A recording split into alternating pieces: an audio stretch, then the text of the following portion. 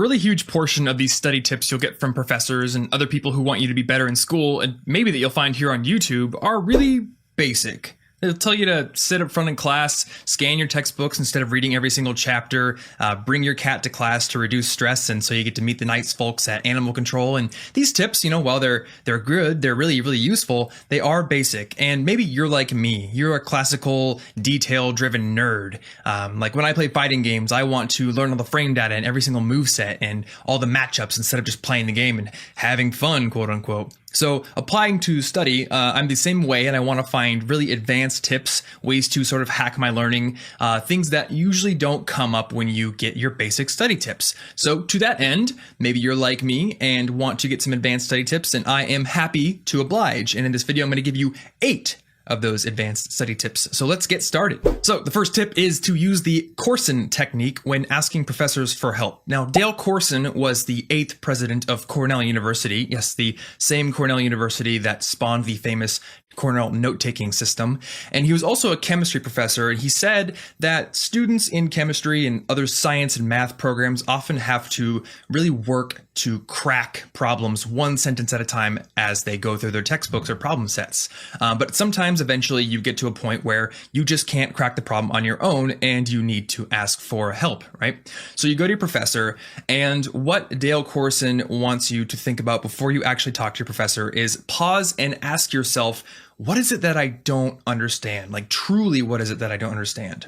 And what he wants you to get away from is this thing that a lot of students do where they go to their professor and with a general wave of the hand, as he says, they say, I don't understand what I'm looking at. Like, this is just confusing to me. I don't get it. And what he wants you to do is avoid that. Rather, pick apart the problem one sentence at a time and figure out the exact point at which you don't get what's going on. So right here, I understand this process makes sense to me, but here is where I'm getting a little shaky and I just don't get this. After that, I'm cool. When you can pinpoint that, you're going to impress your professor with your preparation and the amount of effort you put into the problem. So you get some brownie points there, but you're also working to practice the art of recognizing confusion and following it down to its actual source. And this will help you immensely in all of your learning going forward. Tip number 2 is to learn facts quickly with a technique called spaced repetition. Now, spaced repetition is the art of studying things at increasingly bigger and bigger intervals of time. And it's a very efficient way to study, but it's also, it takes advantage of the way your brain works.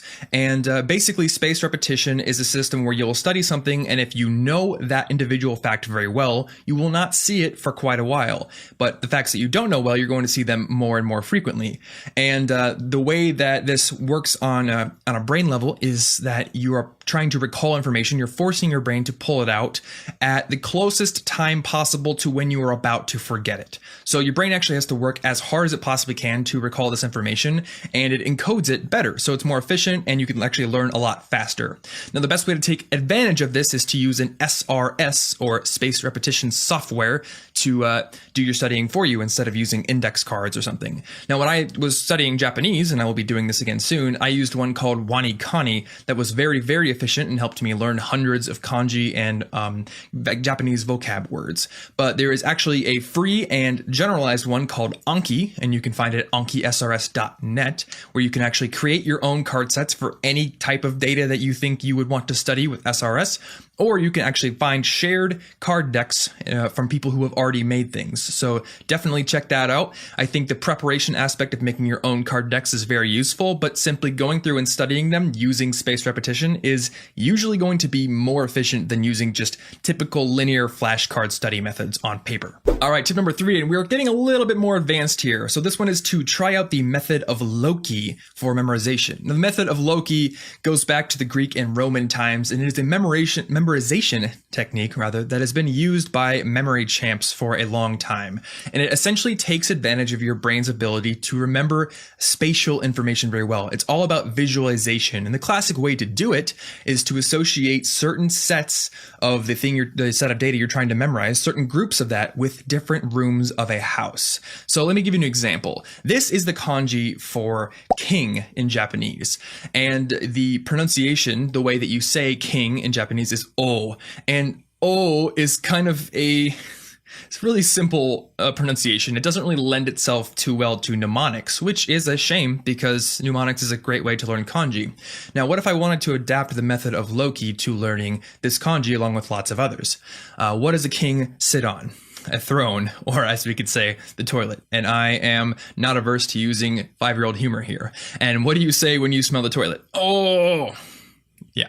Work with me here. Also, the kanji for king kind of looks like a towel rack, so I could associate king with the bathroom in a house. And if I really wanted to make this study technique useful for me, I would go into the bathroom and I would put up flashcards on the walls, and then I'd walk through my house and study this. Now, the method of Loki is kind of difficult to use. It's sort of an advanced technique, and usually you're going to be better off with SRS or mnemonics if you have a smaller set of data. But if you've got a lot to work with and nothing else has worked for you, it's something that you can try. Tip number 4 is to hack acrasia. So acrasia is a term that has been written about for centuries, and it goes back to Plato, and it's essentially a lack of command over oneself. And there's another even more complex term called picoeconomics, which talks about this hyperbolic discounting that we do. Essentially, we discount the value of a task the more it is delayed, the more the reward is pushed off into the future, which in short, means that we tend to procrastinate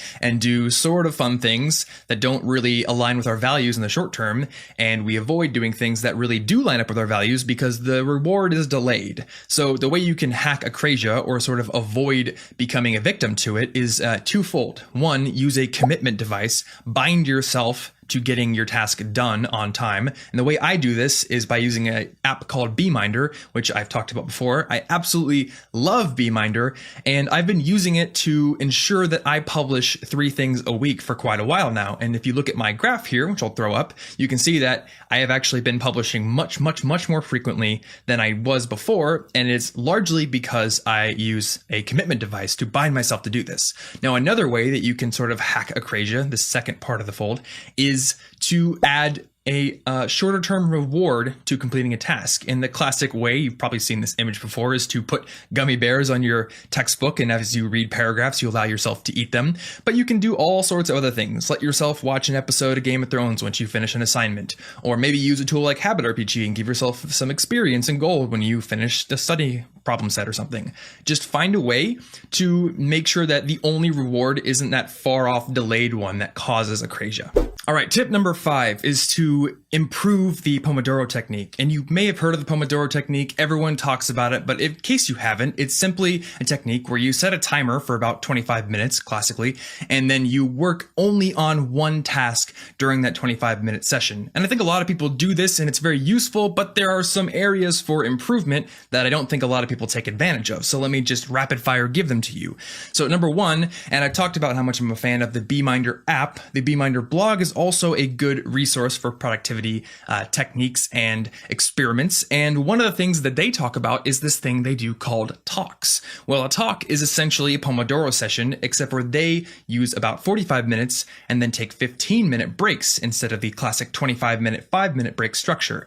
So the tip here is to experiment with the time intervals. Don't just set yourself to 25 minutes and assume that that's the only potential interval that you could study at. Find what works for you.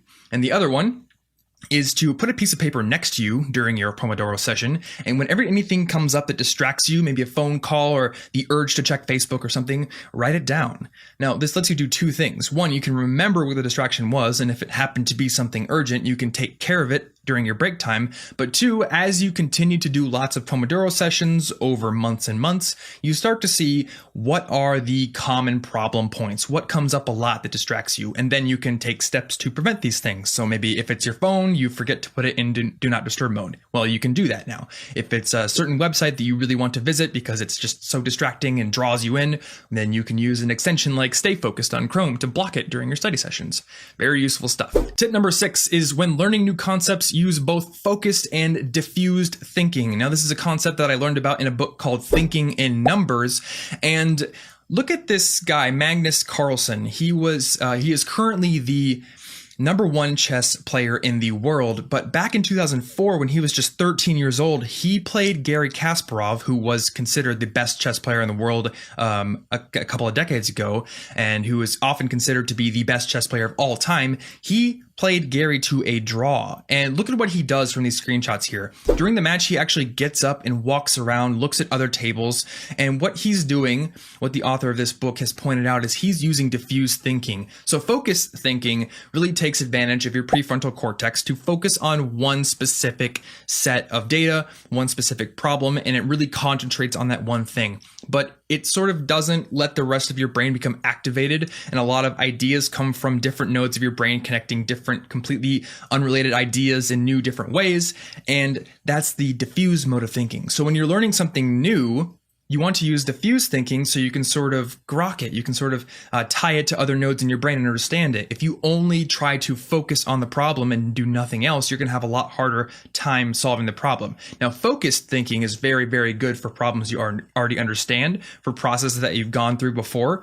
And that's why you want to use these two modes of thinking in combination. Now, tip number 7, and I've talked about this before in terms of textbooks, is to gauge your classes. And the specific area I want you to think about here is gauge the speed at which your professor moves and at which you're able to understand. So if your professor tends to go too fast and you can't really understand everything he's presenting, maybe he writes too fast and you can't take notes fast enough, or he just moves through the material too fast for you to really understand it and give it time to process in your brain, then you want to take some steps to mitigate that problem. And one thing you could do is read through the chapter before a lecture. Maybe if you have some material that outlines what's going to be in the lecture, you can sort of use that to look at the most relevant parts of the textbook and sort of prime your brain for the lecture. One other thing you can do if the class pace is just too fast, and I can't really emphasize this enough, is to simply ask your professor for help or ask questions in the middle of class. The professors are there to help you, and you should take advantage of that. And my 8th and final tip is to start your problem sets alone. So when I was a sophomore, I had a statistics class, and I actually had a partner, and she would come over to my dorm basically every time we had a homework assignment to do, and we would do it together. And I now realize that this isn't really the best strategy. Now, I got a pretty good grade in the class anyway, but going forward, I wouldn't do this again. And here's the reason why. When you do a problem set with a partner, you're kind of robbing yourself the opportunity to really pinpoint gaps in your understanding, because two people going at the same problem at the same time, if one person is able to do the entire thing, then the other person can sort of kind of get where the first person's coming from. So if you don't really understand a problem, or maybe there's one tiny little section that you wouldn't have gotten, but your partner does, you're going to latch onto their answer. You're going to say, yeah, I sort of get that, and you're going to move on. But if you do it alone, then you're going to be able to pinpoint those areas of confusion and shore them up before you get into a group and finish the assignment. So start them alone.